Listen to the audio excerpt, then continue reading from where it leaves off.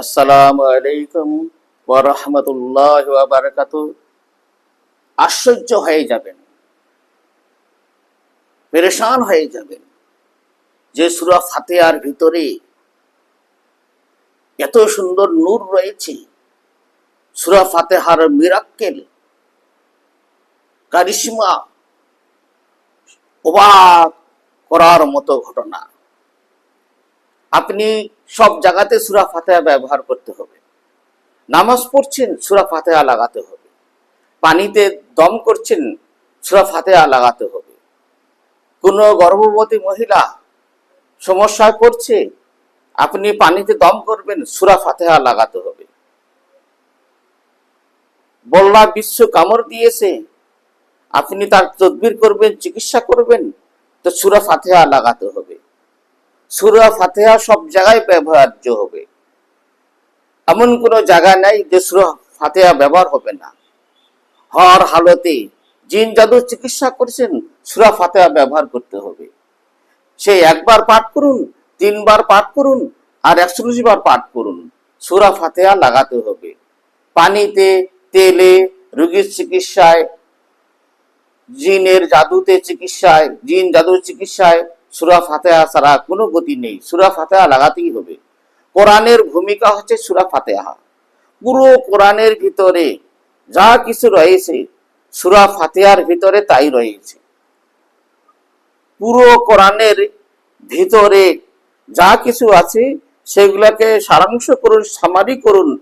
সূরা ফাতিহার ভিতরে যা আছে সবগুলো সে সূরা ফাতিহা থেকে ব্রাঞ্চ হয়ে, পার্ট হয়ে, বিভিন্ন অংশে বিভক্ত হয়ে সেগুলো সূরা ফাতিহা হবে। আয়াত সংখ্যা মাত্র 60টি, মক্কায় অবতীর্ণ হয়েছে। তা সূরা ফাতিহা এত দামি সূরা যে কোরআনের মা বলা হয়েছে। ফির আবার সেপার আয়াত হিসাবে সূরা ফাতিহা ব্যবহার করতে বলা হয়েছে। সূরা ফাতিহা আমাদের সাহাবাদের জিন্দেগি যদি তালাশ করি, তাদের জীবন বৃত্তান্ত দেখি, তাহলে তারা জিনগ্রস্ত রোগীকে, জাদুগ্রস্ত রোগীকে, সাপে কাটা রোগীকে, বিশ্ব কাটা রোগীকে সূরা ফাতিহার সাহায্যে লবণে এবং পানিতে পাঠ করে তারা রোগীকে ব্যবহার করতে বলতেন, রোগী সুস্থ হয়ে যেত। এই জন্যে আমাদের জিবরাইল আমিন আলাইহিস সালাতু ওয়াস সালাম, সমস্ত ফেরেশতাদের সর্দার হচ্ছে জিবরাইল আমিন। ফেরেশতাদের সর্দার আমাদের নবী সাল্লাল্লাহু আলাইহি সাল্লামের উপর আয়াত নিয়ে এসেছে, কোরআন নিয়ে এসেছে, যে আমাদের নবী সাল্লাল্লাহু আলাইহি সাল্লামকে উনি বললেন, ইয়া রাসূলুল্লাহ, আল্লাহ পাক 2টি নূর আপনাকে দান করেছেন, যা অন্য কোন নবী রাসূলকে দেওয়া হয়নি। আল্লাহ পাক আপনাকে 2টি নূর দান করেছেন, বিশেষ নূর দান করেছেন, যা অন্যান্য কোন নবী রাসূলকে দেওয়া হয়নি। সেই নূর হচ্ছে 1 নম্বর সূরা ফাতিহা, 2 নম্বর হচ্ছে সূরা বাকারার শেষ 3 বা 2 আয়াত। এই 2টি সূরাকে কি বলা হয়েছে? এই 2টি সূরাকে নূর বলা হয়েছে। আপনি যে কোনো রোগীকে আপনি পানি তেল দম করবেন, তো আপনি বিসমিল্লাহর সঙ্গে সূরা ফাতিহা মিলিয়ে আপনি 7 বার হোক, 11 বার হোক, বা 21 বার কিংবা 41 বার পাঠ করে দম করুন ওই পানিতে বা তেলে। ওই পানি তেল ব্যবহার করুক, তো আল্লাহ পাক বিভিন্ন রোগ থেকে শেফা দান করবে। এই হচ্ছে সূরা ফাতিহার কারিশমা।